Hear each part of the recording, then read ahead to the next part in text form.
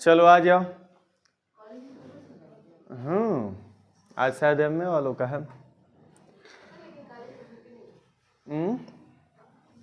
चलिए अब देखिए, मौर्य वंश हम पढ़ने जा रहे हैं, ध्यान से अब एकदम पूरी तरह से उसको थोड़ा वो कर दो।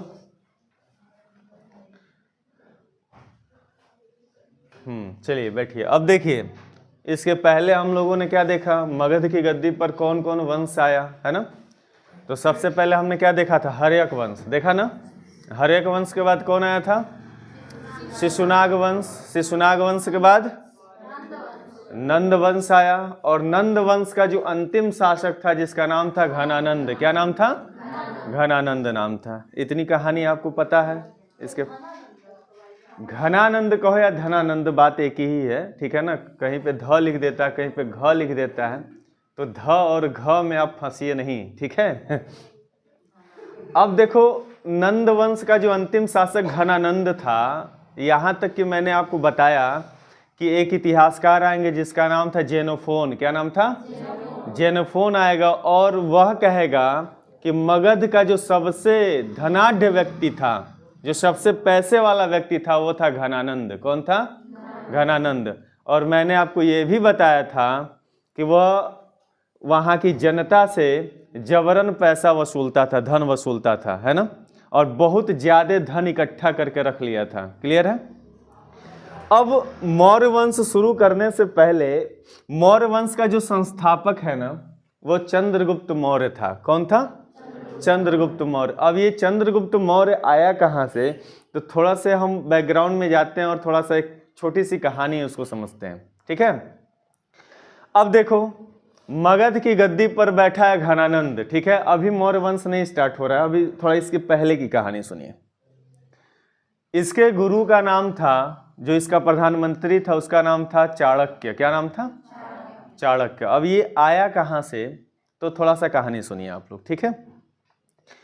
कहता है कि घनानंद के ही दरबार में, उसके राज्य में चाणक्य जो थे बहुत कुशाग्र बुद्धि के थे। कैसे थे, कुशाग्र बुद्धि के थे, बहुत तेज प्रखर बुद्धि के थे वो।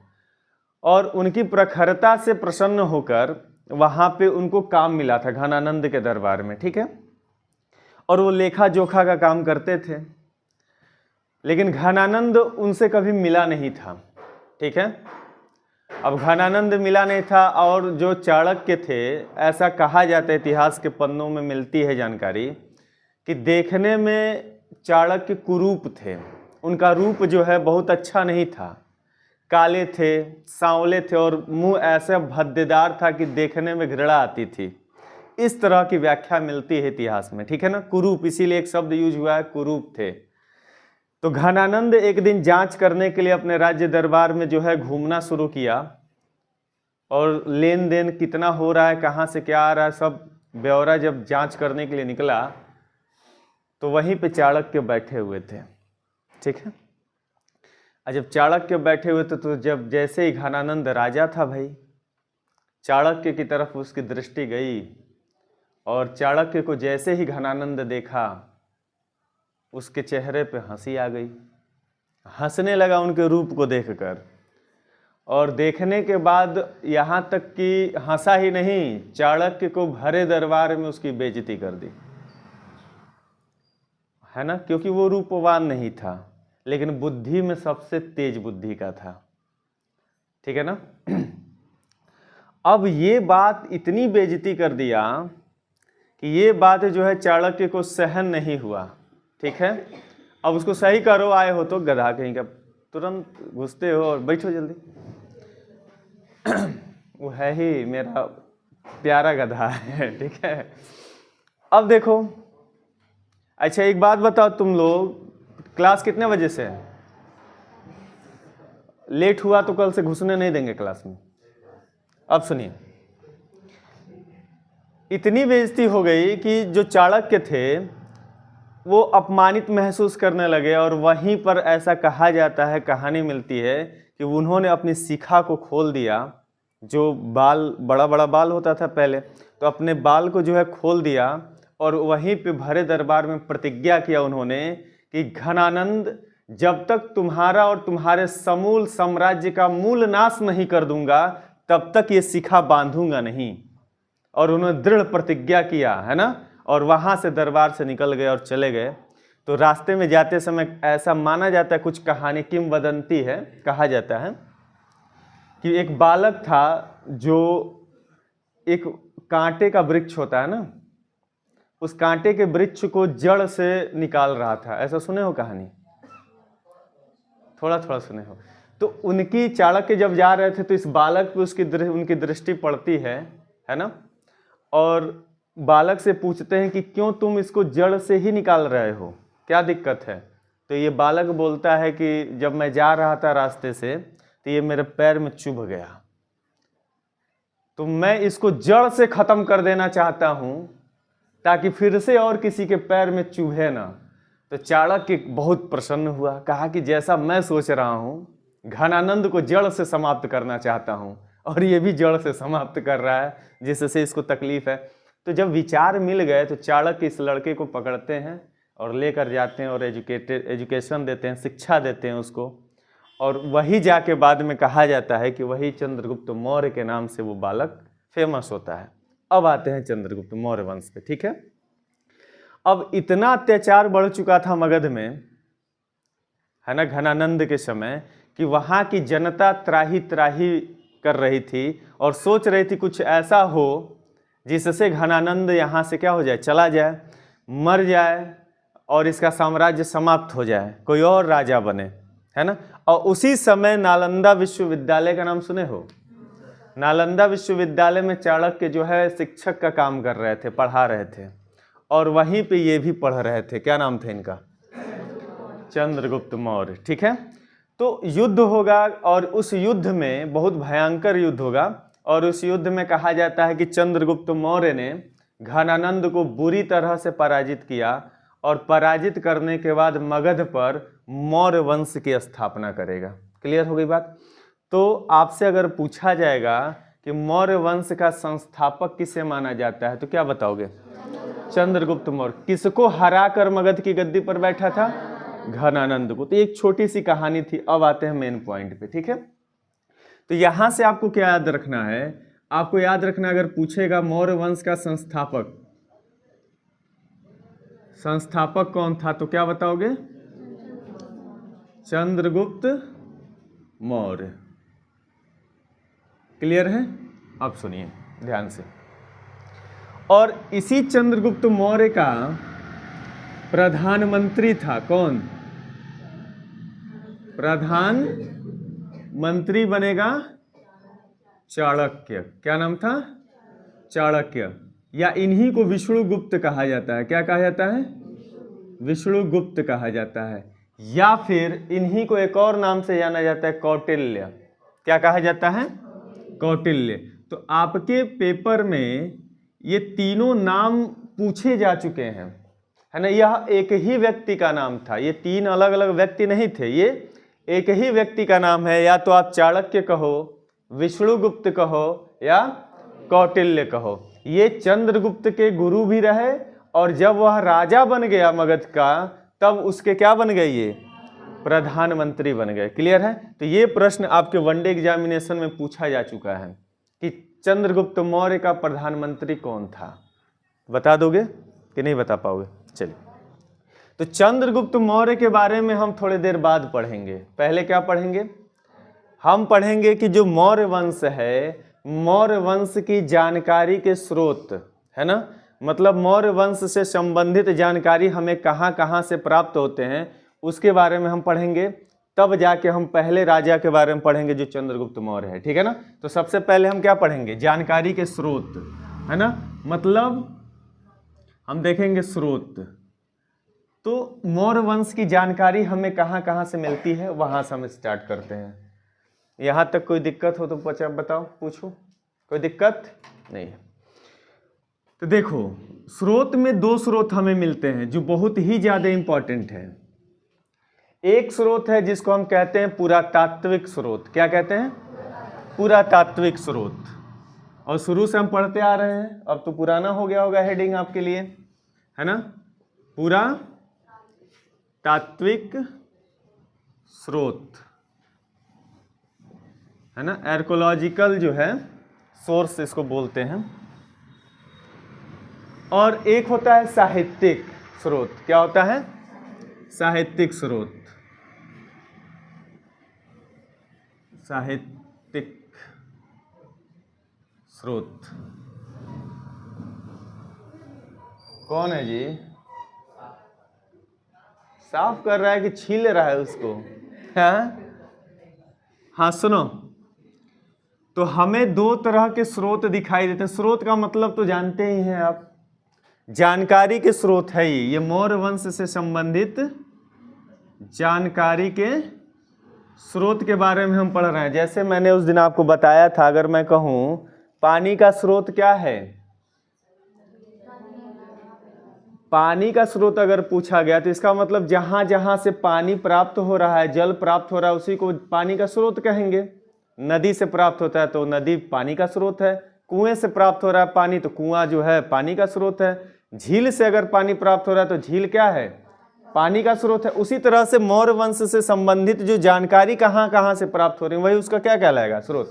तो दो बहुत ज्यादा इंपॉर्टेंट है, एक है पुरातात्विक स्रोत और एक है साहित्यिक स्रोत। अब हम एक को पकड़ते हैं, पहले इसको पढ़ लेते हैं फिर उस पर आएंगे, ठीक है? अब सुनिए, कहता है कि मौर्य वंश की जानकारी पुरातात्विक स्रोत के अगर संबंध में हम देखें तो सबसे पहला मिलता है हमें अभिलेख। क्या मिलता है बाबू? अभिलेख मिलता है। और अभिलेख मिलता है और उस अभिलेख में मौर्य काल से संबंधित जानकारी मिलती है, ठीक है? उसके बाद हम देखते हैं कि मुद्रा मिलता है। क्या मिलता है? मुद्रा मिलता है, मृदभांड मिलते हैं, ठीक है ना, स्मारक मिलते हैं, और जो है स्मारक और भी आपकी चित्रकला भी मिलता है, ठीक है ना? अब ध्यान से देखिएगा, कहता है कि पुरातात्विक स्रोत का मतलब क्या होता है? पुरातात्विक स्रोत का मतलब होता है खुदाई के दौरान जो एविडेंस हमें मिल रहे हैं उन्हीं स्रोतों को हम कहते हैं पुरातात्विक स्रोत कहते हैं, ठीक है ना? मतलब हमने उस जगह का खुदाई किया और उस खुदाई के दौरान जो वस्तुएं मिल रही हैं और उन वस्तुओं पे क्या लिखा गया है या उन वस्तुओं के आधार पे हम उस जो है वंश के बारे में जानकारी प्राप्त करते हैं, ठीक है ना? अब देखिए, इसमें आपको सबसे ज़्यादा इम्पॉर्टेंट है मौर्य काल में क्या पढ़ना है? अभिलेख पढ़ना है। अच्छा एक बात बताओ, मैंने आपको बताया था और आपके एग्जामों में बहुत बार पूछा भी जाता है, आपसे पूछा जाता है कि अभिलेखों का अध्ययन क्या कहलाता है, और मैंने ये भी बताया था कि मुद्रा का अध्ययन क्या कहलाता है, ठीक है ना?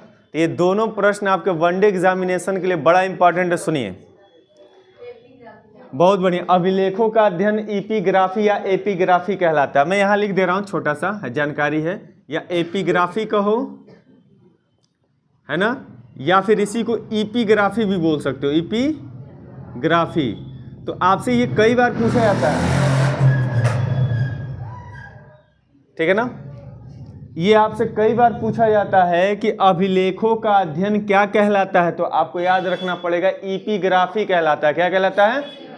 बोलो साथ में, ठीक है ना? चलो, मुद्राओं का जो अध्ययन है उसको कहते हैं न्यूमैस्मेटिक्स। क्या बोलते हैं? न्यूमैस्मेटिक्स बोलते हैं। तो मैं यहाँ छोटा सा लिख रहा हूँ, न्यूमैस्मेटिक्स, ठीक है ना? ये सिक्कों का अध्ययन जो है न्यूमैस्मेटिक्स कहलाता है। ये भी कई बार आपके वनडे एग्जामिनेशन पूछा गया, ठीक है ना? भूलना नहीं है। अब सुनिए, जब हम अभिलेखों के बारे में पढ़ते हैं, एक को पकड़ते हैं, यही इंपॉर्टेंट है, इसके बारे में कभी और पढ़ेंगे हम, ठीक है?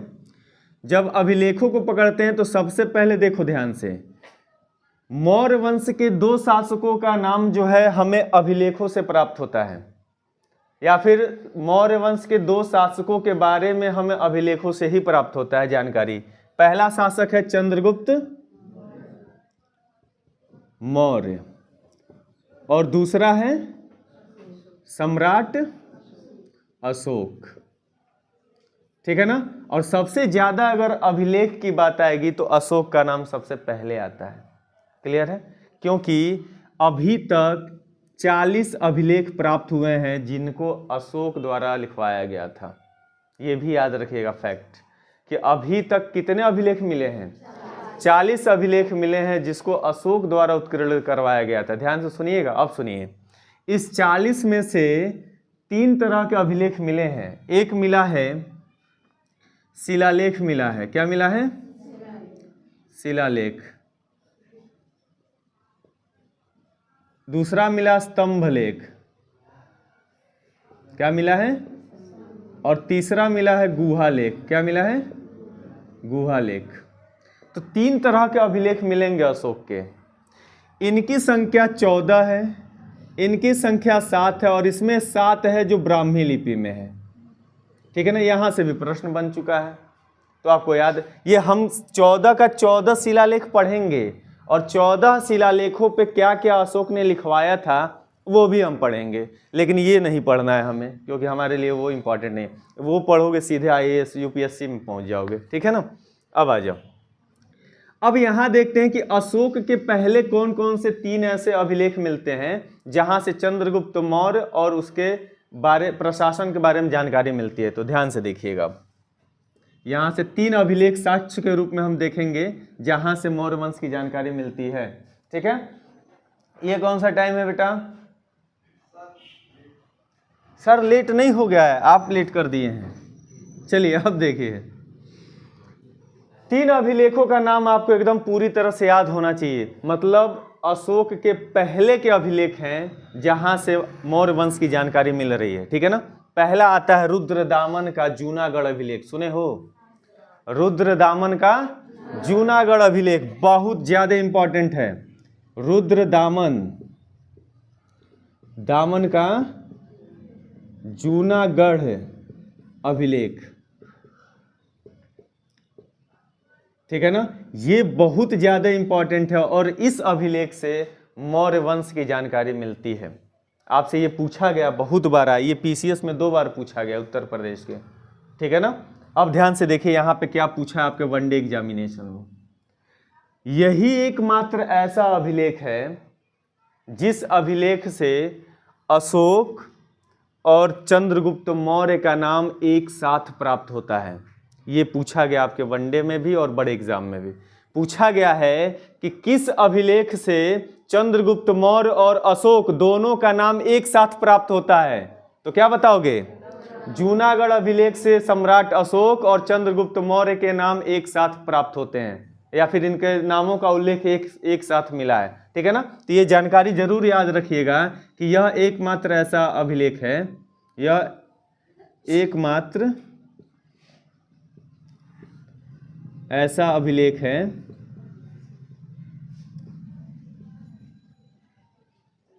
जिससे अशोक एवं चंद्रगुप्त मौर्य दोनों का उल्लेख एक साथ मिलता है। ठीक है? ये आप जैसे मन करे स्टेटमेंट बना के अपने वाक्यों में लिख सकते हो। ये नहीं है कि जो मैं लिख दिया हूं वही, बस आपको इसका वो भाव समझ में आना चाहिए कि दोनों का मिल रहा है। ठीक है ना? अब सुनिए, एक दूसरा अभिलेख है जिस अभिलेख का नाम है महास्थान अभिलेख। क्या नाम है? महास्थान अभिलेख। महास्थान अभिलेख। और ये मिला है बांग्लादेश से। कहां से मिला है? बांग्लादेश से। यहां से भी मौर्य वंश की जानकारी हमें मिलती है। तीसरा बहुत ज्यादा इंपॉर्टेंट है, बहुत ही ज्यादा इंपॉर्टेंट है, चाहे आप वनडे एग्जाम दो चाहे आप बड़े एग्जाम दो। ठीक है ना? आपके लिए इंपॉर्टेंट है। उस अभिलेख का नाम है सोहगौरा अभिलेख। क्या नाम है? सोहगौरा अभिलेख। सोहगौरा अभिलेख। और ये जो सोहगौरा अभिलेख है ज्यादा दूर नहीं है, यहां से लगभग 80 किलोमीटर दूर है, गोरखपुर। कहाँ है? ये जो अभिलेख है गोरखपुर से प्राप्त हुआ है। कहां से प्राप्त हुआ है? ये गोरखपुर से प्राप्त हुआ, यूपी में है। ठीक है ना? ध्यान दीजिएगा। और ये इंपॉर्टेंट क्यों हो जाता है? क्योंकि यह एकमात्र ऐसा अभिलेख है जिसको ताम्र पत्र पर लिखा गया है, तांबे के पत्र पे लिखा गया है। बात समझ रहे हो? और जितने शिलालेख मिलेंगे या तो पत्थर को उकेर के बनाया गया होगा, है ना, या गुफाओं में उकेर कर बनाया गया होगा, मतलब पत्थर पे, शिलाओं पे मिलेगा। लेकिन यह एकमात्र ऐसा अभिलेख मिलेगा जो ताम्र पत्र पर लिखा गया है। क्लियर है? याद रहेगा? तो इसको याद रखिएगा, यह एकमात्र ऐसा अभिलेख है जिसे ताम्रपत्र पर लिखा गया है। क्लियर है? तो ये आपके आईएएस के एग्जाम में भी एक बार स्टेटमेंट बना है कि ताम्रपत्र पे कौन सा अभिलेख लिखा गया था, और पीसीएस के एग्जाम में भी ये पूछा गया है। और पीसीएस में और वनडे एग्जामिनेशन में यहाँ से एक बहुत ही ज़्यादा इम्पॉर्टेंट पूछता है, कहता है आपको अभिलेख दे देगा 4 ऑप्शन में, है ना, और प्रश्न क्या पूछेगा कि निम्नलिखित में से किस अभिलेख से दुर्भिक्ष की जानकारी मिलती है। ये शब्द याद रखिएगा। तो ये सोहगौरा अभिलेख से दुर्भिक्ष की जानकारी मिलती है। वनडे में कई बार पूछा गया है और पीसीएस में भी पूछा गया है। ठीक है, तो इसी सोहगौरा अभिलेख से किसकी जानकारी मिलती है? दुर्भिक्ष की जानकारी मिलती है। दुर्भिक्ष की जानकारी मिलती है। अब ये दुर्भिक्ष क्या होता है बाबू? मैंने आपको बताया था, जो प्राकृतिक आपदाएं होती हैं, जो बाढ़ आ गया, सूखा पड़ गया, अकाल पड़ गया, उसको एक शब्द में क्या बोलते हैं? दुर्भिक्ष बोलते हैं, है ना। बाढ़ का आ जाना, सूखा पड़ जाना, चारों तरफ अन्न की त्राही त्राही मच जाना, है ना, तो उसके बारे में जानकारी मिलती है। सोहगौरा अभिलेख में बताया गया है कि उस समय क्या आया था, वहाँ पे दुर्भिक्ष आया था, सूखा पड़ा था, बाढ़ आया था, ऐसी घटनाएं घटी थी। ठीक है ना। और यही दुर्भिक्ष शब्द आपके हिंदी के 60 नंबर का प्रश्न आता है समीक्षा अधिकारी में, आता है ना। तो 60 प्रश्न आते हैं समीक्षा अधिकारी में, उसमें से एक प्रश्न दुर्भिक्ष ये पूछ दिया था आरओ या एआरओ में। ठीक है ना, ये भी याद रखिएगा। ये पीसीएस में तो पूछा ही है, लेकिन ये हिंदी में पूछ दिया था दुर्भिक्ष मतलब क्या होता है। बात समझ में आ रही है? तो आप ये भी याद रखिएगा, दुर्भिक्ष का मतलब क्या होता है? अकाल पड़ना, बाढ़ आना, सूखा आना। बात समझ पा रहे हो? चलिए, तो इस तरह से इतनी जानकारी इन अभिलेखों से जो है हमें मौर्य वंश की जानकारी मिलती है। क्लियर है? अब हम ये पढ़ लेंगे, फिर हम आएंगे कहाँ पे? साहित्यिक स्रोत। हम अभी इस पे नहीं आएंगे, ठीक है ना। ये आने का मतलब है ये हम चले जाएंगे सीधे यूपीएससी लेवल तक। ठीक है ना, आपको उतना ही पढ़ा रहा हूँ मैं पीसीएस प्रीलिम्स तक, और जितने वनडे हैं आप सारे वनडे में आराम से कर सकते हो। ठीक है ना, इतना लिख लो, फिर हम आगे बढ़ते हैं।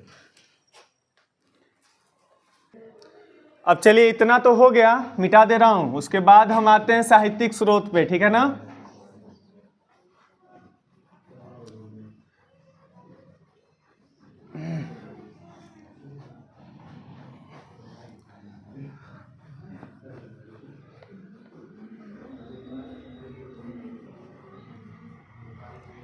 अब आ जाओ, देखो ध्यान से, इधर देखो।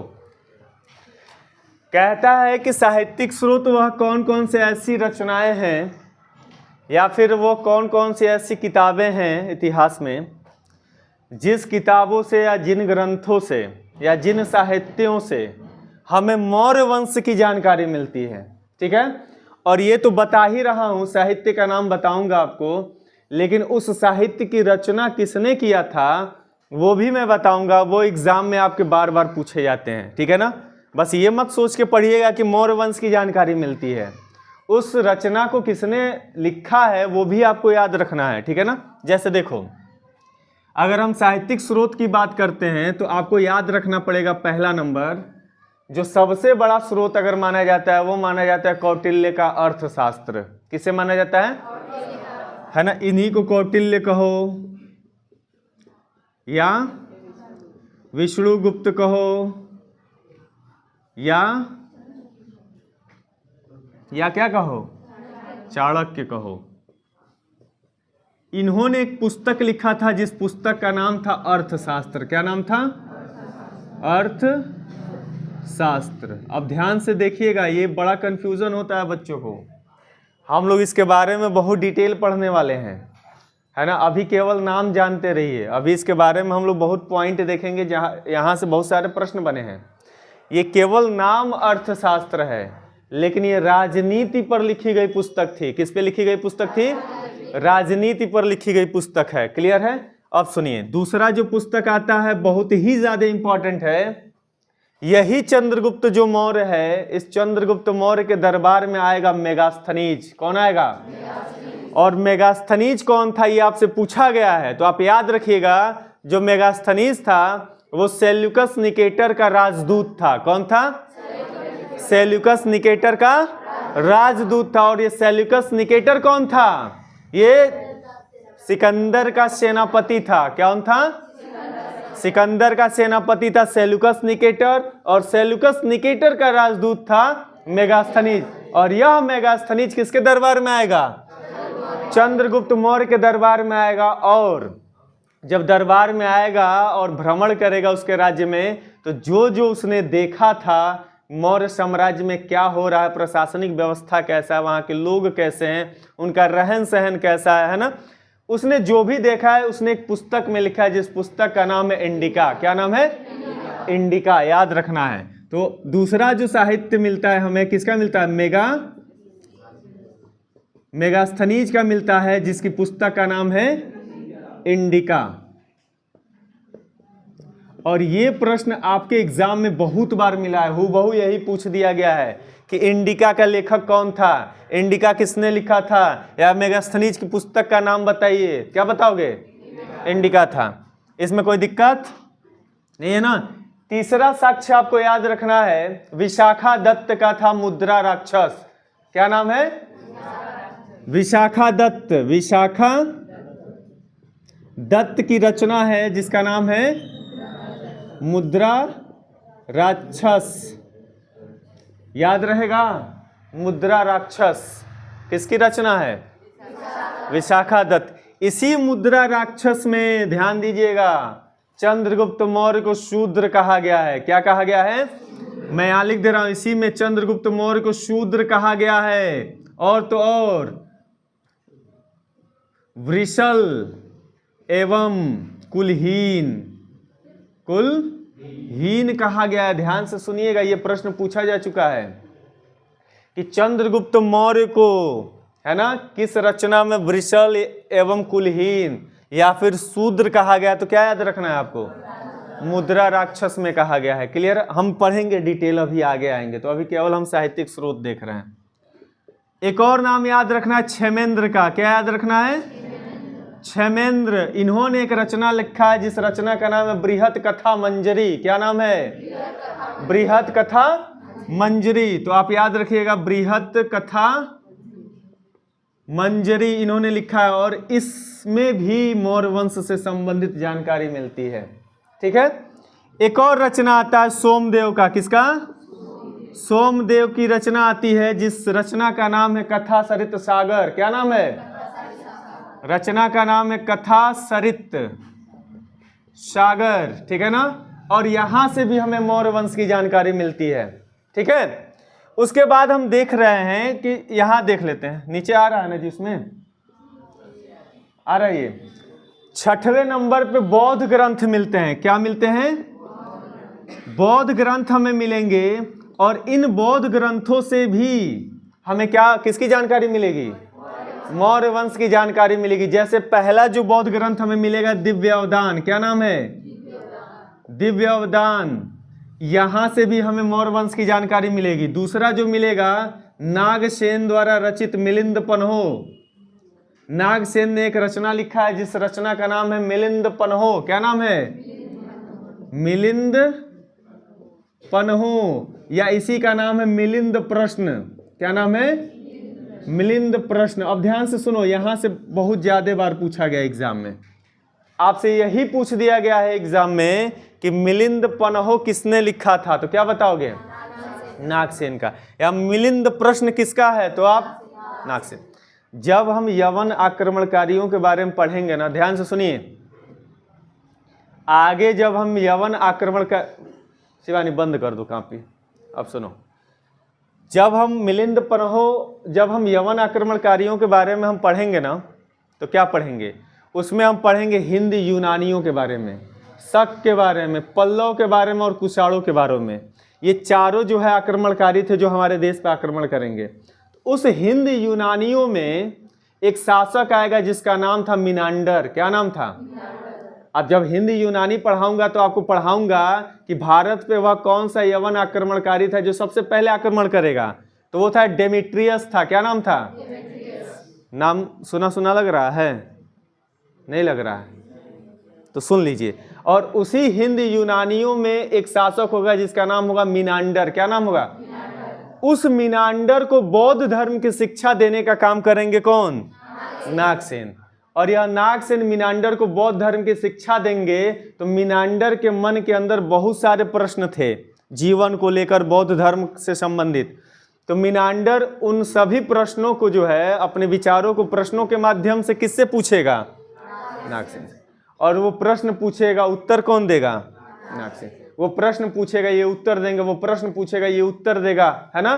तो उसी प्रश्न और उत्तर को जिस किताब में लिखा गया है, उसी किताब का नाम है मिलिंद पन्हो या मिलिंद प्रश्न। अब बात समझे ये कहाँ से आया? वहां से आया है। लेकिन और इसमें भी जानकारी मिलती है किसकी? मौर्य वंश की जानकारी मिलती है। क्लियर हो रही है बात? अब देखो तीसरा एक और बौद्ध ग्रंथ है जिसको कहते हैं सिंघली ग्रंथ। क्या बोलते हैं? सिंघली ग्रंथ। सिंघली ग्रंथ, ये भी प्रश्न कई बार पूछा गया है। और ये सिंघली ग्रंथ का नाम है दीपवंश और महावंश। क्या नाम है? दीपवंश। पहला है दीपवंश और एक है महावंश। यहां से भी हमें मौर्य वंश की जानकारी मिलती है। बहुत सारा साक्ष्य हो गया। एक और देख लेते हैं, सातवां यहां देख लो। जैन ग्रंथ भी हैं कुछ, जहां से हमें किसकी जानकारी मिलती है?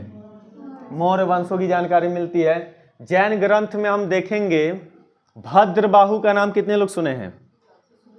सुने थे ना। जब 300 BC में मगध में जब अकाल पड़ा था तो भद्रबाहु कहाँ चले गए थे? कर्नाटक चले गए थे और स्थूलभद्र वहीं पर रुके हुए थे। तो वही भद्रबाहु कल्पसूत्र की रचना करेंगे। किसकी रचना करेंगे? कल्पसूत्र की रचना करेंगे। और उसी कल्पसूत्र से जो है हमें मौर्य वंश की जानकारी मिलेगी। क्लियर है? तो आप जैन ग्रंथ का नाम याद रखिएगा। पहला भद्रबाहु द्वारा क्या लिखा गया था? भद्रबाहु द्वारा लिखा गया था कल्पसूत्र। और इसी कल्पसूत्र से हमें मौर्य वंश की जानकारी मिलेगी। क्लियर है? और भी है हेमचंद्र। क्या नाम था?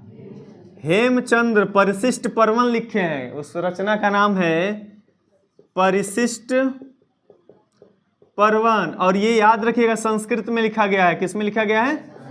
और यहां से भी हमें मौर्य वंश की जानकारी मिलती है। इतना जानकारी इनफ है, बहुत ज्यादा जानकारी है। ठीक है, कहां कहां से मौर्य वंश की जानकारी मिल रही है बहुत ज्यादा मैं आप लोगों को बता दिया। कई सारे किताबों को पढ़ोगे तब जाके तुमको लोगों को मिलेगा। हाँ बाबू, अभी आएगा जब हम मौर्य वंश के नामकरण की बात करेंगे और उसकी जाति की बात करेंगे तो विष्णु पुराण में उसकी माता का नाम मूरा मिलेगा, जिससे ये मौर्य वंश कहलाएगा। ठीक है ना, हम आगे की कहानी में पढ़ेंगे। पहले इसको इतना लिख लीजिए। ठीक है, रेडी हो? चलो पहले सीधे हो जाओ। तो तुम लोग सीधे हो जाओ। तुम लोग सीधे ही नहीं होते हो। सीधे हो पहले, सब कोई सीधा हो गए? हाँ, पीछे से आवाज आना चाहिए। चलो बताओ, साहित्यिक जो स्रोत है बताओ तुम लोग, कौटिल्य का कौन सा है? एक चीज ध्यान देना, हम लोग अर्थशास्त्र कौटिल्य के और मेगास्थनीज के इंडिका के बारे में लगभग 5 या 7 या 10 पॉइंट हम देखेंगे जो एग्जाम पॉइंट ऑफ व्यू से इंपॉर्टेंट है ना, जहां से प्रश्न बने हैं। लेकिन अभी नहीं देखेंगे, थोड़ा सा हम चंद्रगुप्त मौर्य के बारे में देख लेंगे फिर देखेंगे। चलिए, इंडिका का बता दो। सॉरी, मेगास्थनीज ने क्या लिखा? इंडिका। बहुत बढ़िया। विशाखा दत्त और इसी मुद्रा राक्षस में चंद्रगुप्त मौर्य को क्या कहा गया है? ठीक है ना। क्षेमेंद्र का बताओ, बोलो। बृहत कथा मंजरी, बोलो। बहुत बढ़िया। सोमदेव का कथा सरित सागर, बोलोगे? बोलिए, आप भी बोलिए। बौद्ध ग्रंथ में पहला बताओ। नागसेन ने क्या लिखा? मिलिंद पन्हो, बोलो। या मिलिंद प्रश्न? बहुत बढ़िया। सिंघली ग्रंथ का नाम बताओ। जैन ग्रंथ का नाम बताओ। भद्रबाहु का और हेमचंद्र का। ठीक है, मिटा दूं? चलिए लिख लिए आप लोग।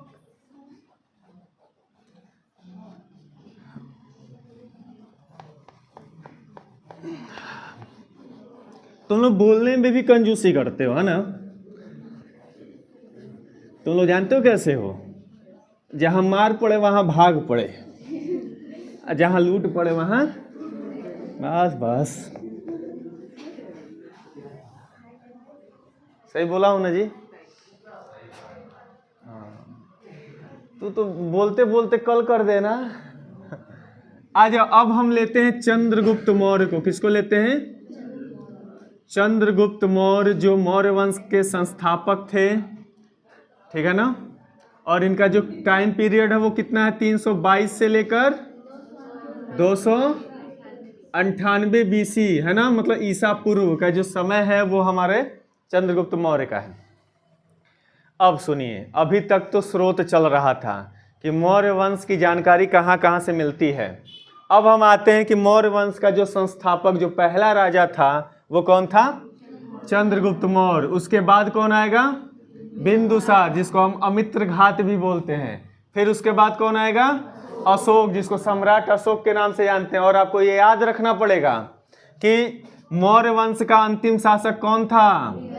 बृहद्रथ था। ये भी आपके वनडे एग्जामिनेशन में 1 नंबर में पूछ दिया, एक प्रश्न आ ही गया है कि मौर्य वंश के अंतिम शासक का नाम बताइए, तो बृहद्रथ याद रहेगा। चलिए अब आते हैं हम चंद्रगुप्त मौर्य पे। तो देखते हैं, पहला जो पॉइंट हम देखते हैं तो वो ये मिलता है कि चंद्रगुप्त मौर्य के जन्म और चंद्रगुप्त मौर्य की जाति को लेकर विद्वानों में मतभेद है। क्या है?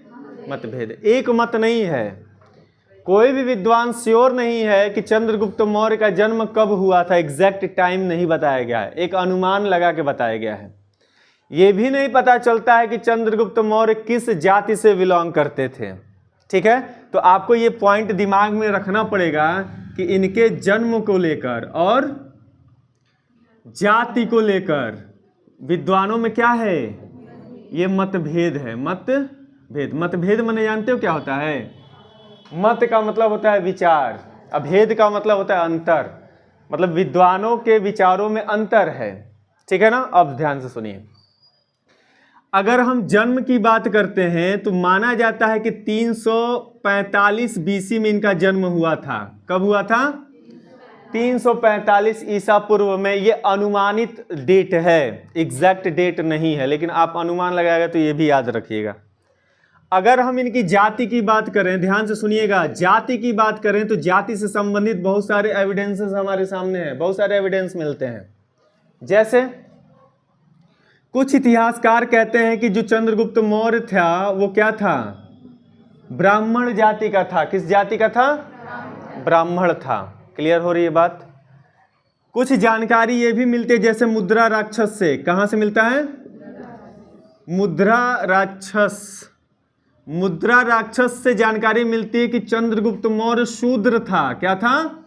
शूद्र था। और यह भी जानकारी मिलती है कि चंद्रगुप्त मौर्य वृषल या फिर कुलहीन कहा गया है। इसी मुद्रा राक्षस में कहा गया है कि चंद्रगुप्त मौर्य जो था वृषल एवं कुलहीन। और ये प्रश्न पूछा गया है कि मुद्रा राक्षस में कहा गया, याद रखिएगा, चंद्रगुप्त मौर्य को मुद्रा राक्षस में वृषल एवं कुलहीन कहा गया है। क्लियर है? ये प्रश्न बना है, क्वेश्चन पूछा गया है।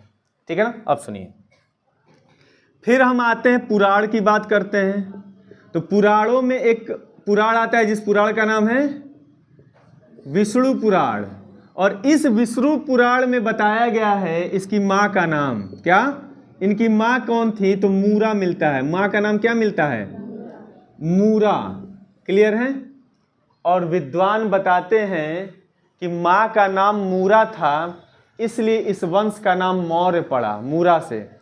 अब कुछ लोग लगाते हैं मौर्य का मतलब हरिजन जाति से लगाते हैं, तो हरिजन नहीं था वो, उसकी माँ मूरा थी और मूरा की वजह से इस वंश का नाम मौर्य पड़ा। और ये भी मिलता है कि इनका जो राजकीय चिन्ह था राजकीय, ये याद रखिएगा, पूछा गया राजकीय चिन्ह जो था वो मयूर था। क्या था बाबू? मयूर, यानी कि मोर था, इनका राजकीय चिन्ह था। और इससे ये मौर्य कहलाए। ये हरिजन जाति से नहीं थे मौर्य आप कह रहे हो, जैसे आज हरिजन जाति के लोग मौर्य लिखते हैं अपने नाम के बाद, है ना, तो आप उससे अंदाजा मत लगाइएगा, ये कुछ और चल रहा है। अब सुनो, एक और पॉइंट मिलता है, बौद्ध ग्रंथ एवं जैन ग्रंथ, है ना, जैन ग्रंथ, इन दोनों ग्रंथों में चंद्रगुप्त मौर्य को क्षत्रिय कहा गया है। क्या कहा गया है? क्षत्रिय। अब देख रहे हो, खुद आप देखो कि अलग अलग किताबों में अलग अलग विद्वान इसकी जाति को लेकर क्या क्या कह रहे हैं। कोई ब्राह्मण कह रहा है, कोई शूद्र कह रहा है, कोई क्षत्रिय कह रहा है। इससे हम क्या पता चल रहा है? मतभेद है कि नहीं है? एग्जैक्ट पता नहीं चल पा रहा है कि चंद्रगुप्त मौर्य किस जाति से बिलोंग करता था। लेकिन अगर मेरा अनुमान लगाया जाए, मैं कहूंगा ये कर्म से क्षत्रिय था। किस जाति से था? मान लो कर्म से तो क्षत्रिय था ना, इतना बड़ा युद्ध लड़ा, इतना बड़ा योद्धा, तो क्षत्रिय था तभी तो। देखो, जन्म से कुछ नहीं होता है, कर्म से होता है। कर्म से आप क्षत्रिय हो सकते हो, कर्म से आप पंडित हो सकते हो। जो विद्वान होता है उसको पंडित कहते हैं, पंडित कोई जाति नहीं है, ठीक है ना। अब सुनिए, ये इतनी जानकारी तो आपको नाम और जन्म से लेकर याद रखना पड़ेगा। एक और चीज देखो, ये जो चंद्रगुप्त मौर्य था वो जैन धर्म का अनुयायी था। किस धर्म का? धर्म का क्या था? अनुयायी था। आप लोग अनुयायी बोलते हो, अनुयायी बोलो, ठीक है ना, बहुत गड़बड़ बोलते हो तुम लोग। तो आपसे ये प्रश्न बन चुका है, कई बार पूछा गया है कि चंद्रगुप्त मौर्य किस धर्म का अनुयायी था? जैन धर्म का अनुयायी था। ए लिखावट, पहले समझावट फिर लिखावट, लिखिए मत, पहले समझिए, ठीक है ना। इधर देखो, तो ये प्रश्न पूछेगा तो बता लोगे किस धर्म का था? जैन धर्म का था। अब देखो, इसी चंद्रगुप्त मौर्य का नाम मिलता है नामकरण। नामकरण हम देखते हैं, क्या देखते हैं? नामकरण। इसके अन्य 3 नाम मिलते हैं। और ये भी प्रश्न बनता है यहां से कि चंद्रगुप्त मौर्य को सेंडोकोट्स किसने कहा, सेंडोकोटस किसने कहा, सेंडोकोप्स किसने कहा। 3 नाम मिलता है। तो चंद्रगुप्त मौर्य के नाम को देख लो पहले, है ना। पहला हम देखते हैं सेंड्रोकोटस,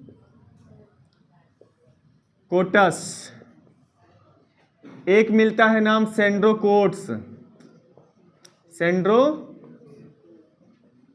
यहां पे टॉप पे हलंत है। एक नाम मिलता है सेंड्रोकोप्स, है ना, यहां पे आधा प आ गया। देखो, ये पूछा गया यहां से एग्जाम में। अब आपसे कहता है कि चंद्रगुप्त को सेंड्रोकोटस किसने कहा और सेंड्रोकोटस के रूप में किसने पहचान की। तो 3 इतिहासकारों का नाम आपको याद रखना है। कौन? पहला आपको याद रखना है स्ट्रैबो। क्या नाम था? स्ट्रैबो। इसने सेंड्रोकोटस के रूप में पहचान किया है कि वो चंद्रगुप्त मौर्य था। दूसरा नाम आता है एरियन। क्या नाम था? एरियन। और जो तीसरा नाम आता है वो आता है जस्टिन। क्या नाम आता है? सही है ना, जस्टिन। और ये प्रश्न आपके पीसीएस में पूछा गया था, ये वाला, ठीक है ना। पीसीएस में और वनडे में ये पूछा गया कि जस्टिन ने पूछा था किसने चंद्रगुप्त मौर्य को सेंडोकोटस कहा। तो क्या बताओगे? जस्टिन। और इसने जो है चंद्रगुप्त मौर्य को सेंडोकोटस कहा, लेकिन विलियम जोन्स ने इसकी पहचान की थी। ये भी पूछा गया था आपके एग्जाम में, ठीक है ना। तो ये तो चंद्रगुप्त मौर्य को क्या कह दिया, लेकिन इसकी पहचान किसने किया? तो पहचान किसने किया ये भी याद रखिएगा, विलियम जोन्स ने पहचान किया कि ये जो है नाम चंद्रगुप्त मौर्य के लिए प्रयोग किया गया है। क्लियर हो गई बात? मतलब यह जो नाम है वो किसके लिए प्रयोग किया गया है? क्लियर हो गई बात? चंद्रगुप्त मौर्य। अब सुनिए, सेंडोकोट्स किसने कहा? तो 2 नाम आता है। एक नाम आता है एपियासन। क्या नाम है? एपियासन, या फिर एपियन, इनको एपियन भी बोल देते हैं कई बार, ठीक है ना। दूसरा नाम आता है प्लूटार्क। क्या नाम आता है? प्लूटार्क। भाई ये सब पूछा गया इसलिए लिखवा रहा हूं, नहीं तो क्या फालतू में बताऊंगा, ठीक है ना। सेंडोकोप्स किसने कहा? तो तो सिकंदर के साथ आने वाला एक लेखक था जिसका नाम था निरियाकस। क्या नाम था? और मैंने आपको पढ़ाया है कि सिकंदर के साथ 3 लेखक आए थे, अरिस्टोबुलस, निरियाकस और अनेसिक्रेट्स, 3 लोग थे ना। जिसमें से निरियाकस जो था उसने कहा है कि चंद्रगुप्त मौर्य कौन था? सेंड्रोकोप्ट था। तो निरियाकस ये आपको याद रखना पड़ेगा। क्लियर है? तो इतना लिखोगे, पहले लिख लो फिर आगे बढ़ते हैं, सर पढ़ाएंगे। आ जाओ, चलो इतनी जानकारी हो गई। अब एक बार बोलिए, उसके बाद कल हम लोग पढ़ेंगे इसके आगे, ठीक है ना? चलिए बताओ, चंद्रगुप्त का जो जन्म हुआ था कब माना गया है? लगभग 345 BC। और इनकी जाति के बारे में क्या बताया गया है? और पुराण में क्या कहा गया है? और इनका राजकीय चिन्ह क्या था? और बौद्ध धर्म और जैन धर्म के अनुसार, ग्रंथ के अनुसार, सॉरी। और चंद्रगुप्त मौर्य किस धर्म का अनुयायी था? बहुत बढ़िया। नामकरण में 3 नाम है, पहला नाम बताओ। किसने कहा था? 1 मिनट रुको, किसने कहा था? बोलिए, स्ट्रैबो एरियन जस्टिन, बोलो। बहुत बढ़िया। दूसरा क्या था? सेंड्रोकोट्स था, ठीक है ना? यहाँ बना लीजिएगा, ये सेंड्रो है, हम वहां पे सेंड्रा लिख दिए थे, ठीक है ना? तो सेंड्रोकोट्स किसने कहा था बाबू? और लुटार। और सेंड्रोकोप्स किसने कहा था? निरियाकस ने कहा था। तो इतनी जानकारी आपको याद रखनी है किसी भी हाल में, ठीक है? शेष आपको कल मिलेगा। चलिए।